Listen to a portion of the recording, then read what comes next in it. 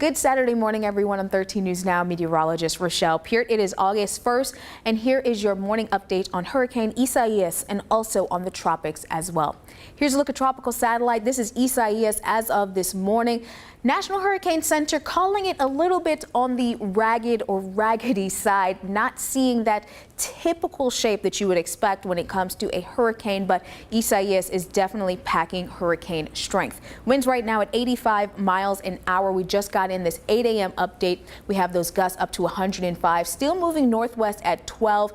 As far as the 8 a.m. advisory goes, there wasn't much change between the 5 a.m. and the 8 a.m. We're still on track, watching the potential for Isaias to actually weaken into a tropical storm as we move into the afternoon hours on Monday, down to 70 miles an hour. And you're still seeing that this is keeping most of that cone offshore. As we go into the day on Tuesday, you're seeing a lot more space in between the time slots here between Tuesday morning and Wednesday morning, expecting Isaias to actually speed up as we go into the day on Tuesday. Now, we are going to be watching for our area. We're recording this for our station here in coastal Virginia, and we cover also parts of eastern Virginia and also eastern North Carolina. Tuesday into Wednesday is the time frame that we are going to be watching for potential impacts to our regions. But depending on where you live, you might be watching for impacts into the day on Tuesday if you're up into areas of New England or even northern parts of the mid-Atlantic, heading toward the tri-states up towards New York and areas like that. So again, for eastern Virginia and North Carolina, as it looks, the impacts will be felt here Monday night into Tuesday, heading into the day on Wednesday as well. That could still change depending on if Isaias does slow down or speed up. Whichever it does could change that timing even still now, just a few days out. Watches and warnings in place right now. They did cancel the hurricane warning for the central Bahamas before the northern Bahamas. Still that hurricane warning in place there. And you do see for parts of eastern Florida, hurricane warning there, as well as tropical storm alert and hurricane watches a little bit farther north out into some of the water areas off of the northeastern coast of Florida. Taking a look here at the wind radii. The yellow does indicate those winds of 39 miles an hour, which would be above tropical storm force.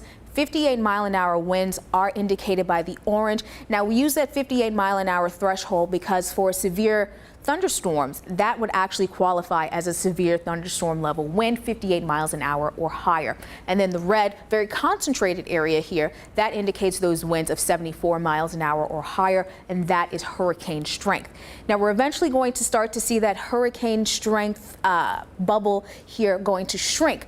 But as we move into the day later on today and even into early tomorrow, we're still seeing those hurricane force winds just off of the coast of central eastern Florida. Daytona Beach, Sebastian, Florida, all seeing at least tropical storm force winds as we move into the next 24 hours. As I mentioned, we are going to eventually see those the hurricane force winds dissipate as the storm weakens. We could still have some gusts over 74 miles an hour, but eventually by Monday, we are expecting the storm to weaken into a tropical storm. Still impacts felt, even though we are not going to be dealing with a hurricane past Monday afternoon heading into Tuesday. Now, Isaias is not moving into very favorable environment. We do have dry air. We're also going to be talking about increasing wind shear as it continues to move northward. And those are two of the factors that have factored into the forecast of weakening as we head into the early parts of next week.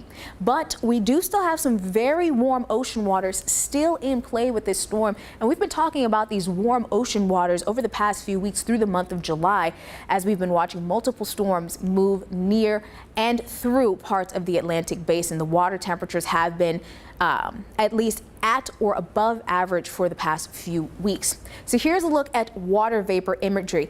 The areas in this bright blue, this is Isaias, that shows more moist environment, and the areas that you're seeing in more of a tan, light brown color, that's showing the dry air. And Isaias is moving off to the northwest, so in this direction where we have this dry air, and tropical systems, they don't like that dry air. It does start to inhibit them from strengthening, and even with Isaias, we're going to be working with the dry air and also the wind shear, which is the change of the wind direction and or speed as you look higher up in the atmosphere, higher up through the troposphere. We are going to be watching Isaias actually moving into an area of higher shear as it continues to track off to the north and west. So those two factors are what determined the latest forecasts of that weakening trend, which again has been a trend over the past few outlooks from the National Hurricane Center.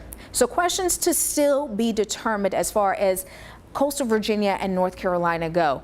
Exact impacts, we're looking at, yes, we have the potential for heavy rain, strong winds, and also coastal and water impacts, marine impacts, but exactly what is still to be determined, because small changes in the track could make a big difference. If the center of Isaias actually moves over land, that's going to be different than impacts if the center of the storm stays over the Atlantic Ocean and offshore.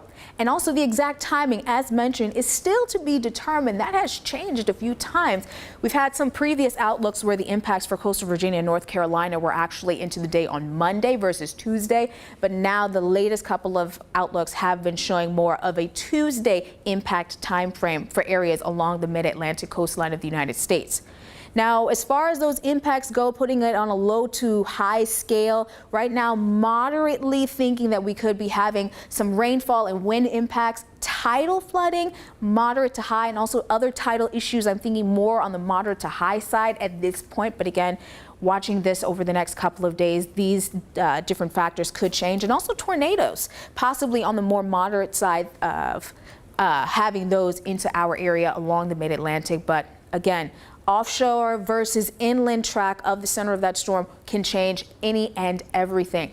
Looking at the spaghetti plots, though, there's a good consensus that a lot of these models are actually bringing the center of that storm a little bit farther inland versus offshore. So again, we could be seeing less impacts for parts of the mid-Atlantic area if we do get more of that inland track with Isaias. But of course, we're going to continue to watch that. We have a system back off to the west, and then we have a Bermuda high out into the Atlantic Ocean, and that's the steering pattern for Isaias as we move through the next couple of days. Now, I do want to break it down a little bit more, comparing the different models. We'll have the GFS, which is the American model, and also the European output on here as well. European in the red, GFS in the yellow. Of course, close to the current time frame, we're going to have a pretty good consensus as far as that position of Isaias goes. But as we move into the next day or so, here we are Sunday at 5 o'clock. We're starting to see the GFS pull away a little bit farther north, moving a little bit faster into the afternoon tomorrow. And we really start to see that GFS pulling away from the European. You're seeing the European having the center of the storm down towards Charleston, whereas the American model just to the east of Raleigh, now inland into parts of eastern North Carolina. And we continue with that trend of the GFS moving quite a bit faster than the European model as we move through the next few days. So that's why there's still some questions on that timing. You're seeing anywhere between a 12 to 24-hour difference between some of these models as far as the timing goes on that storm moving into certain parts of its track as it continues to move northward. Another thing we're going to be watching out for, especially here in parts of the mid-Atlantic, is going to be the potential of being in that front quadrant, which is where we would typically have the maximum impact for hurricanes, but with Isaias expecting it to become a tropical storm, or weaken into a tropical storm as we move into the next 48 to 72 hours. So anywhere in that front quadrant would have the maximum impacts from this storm. But again, timing, exact impacts still to be determined.